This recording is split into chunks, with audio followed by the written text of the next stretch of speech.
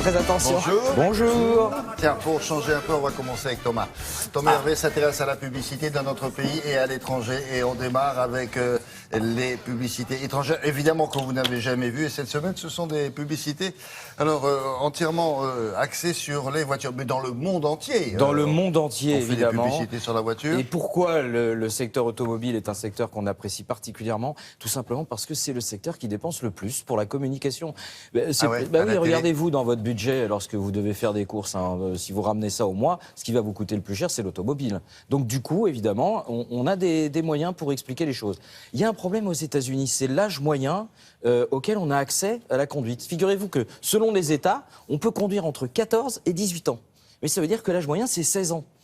Vous voyez ça dans tous les films, c'est papa, passe-moi ta voiture, et tu vois là, c'est le gamin qui arrive à 16 ans. Oui, sauf que ça peut quand même poser des petits problèmes techniques, parce qu'on peut se dire qu'à 15 ans, 16 ans, etc., on n'a peut-être pas la maturité pour mais ça, c'est un argument, mais le but du jeu, c'est quand même de vendre la voiture. Voilà. On la vend pas aux gamins de 16 ans, comme vous dites, on la vend aux...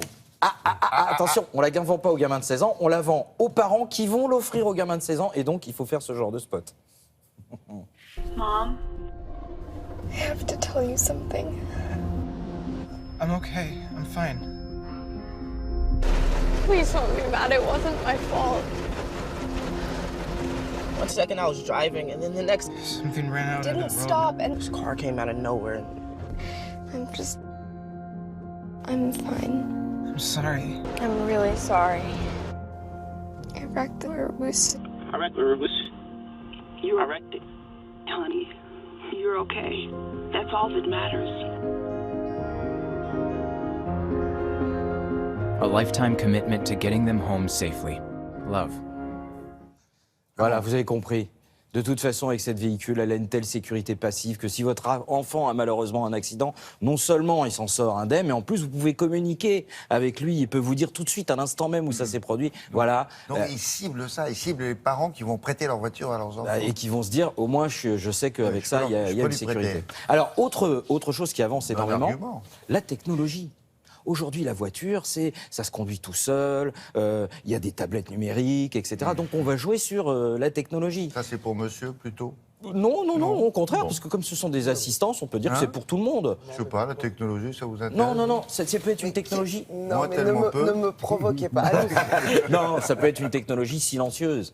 Par exemple, une voiture qui va éviter d'elle-même quelque chose, vous n'êtes même pas au courant qu'elle le fait. Elle le fait à votre place. Si, elle fait bip, bip, bip. C'est tout. Non. Elle fait bip, bip, bip, ou même pas. Non, elle évite ou elle freine à votre place. Bref, pour toute cette technologie toute nouvelle, il fallait trouver quelque chose de justement très très ancien, qui puisse marquer les esprits. Et vous allez voir, là, ils y sont pas allés avec le dos de la cuillère. C'est allemand. I felt like the king of the world.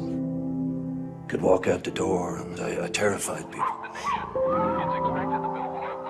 Makes you feel alive, and then one day, boom. 25 million hits in 2 days.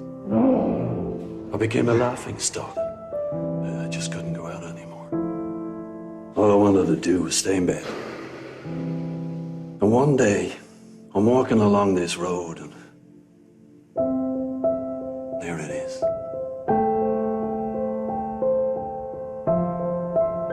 Piloted driving.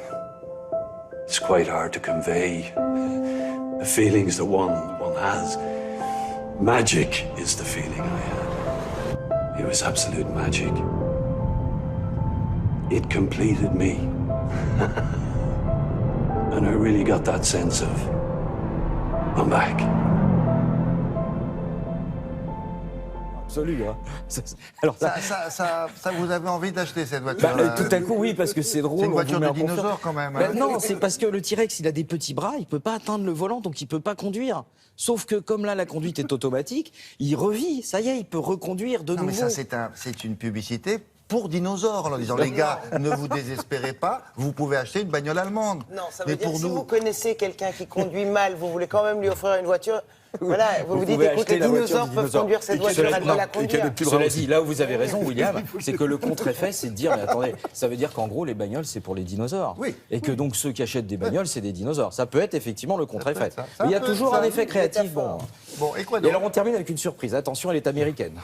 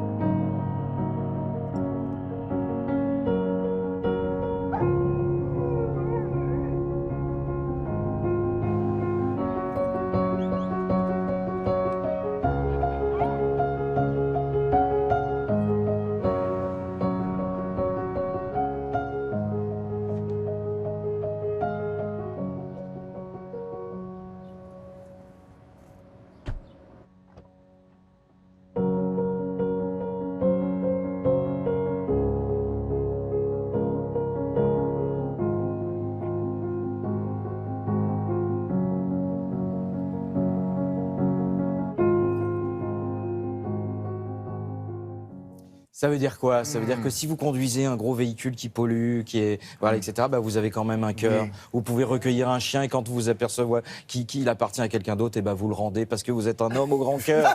Vous avez une grande voiture, mais vous avez un grand cœur. C'est une bonne nouvelle, ça, quand même. Hein, voilà. C'était pour vous faire chialer un petit peu. Comment ça va, le chien? On a des nouvelles? Il a une grande voiture. Il va mieux. Ouais. Il a une belle voiture. Il regrette avec son pick-up en pleine ville, là, comment il va? Non, mais il regrette la belle voiture. Le chien, il préférait revenir avant. Ah ouais. Voilà. Merci beaucoup. Bon.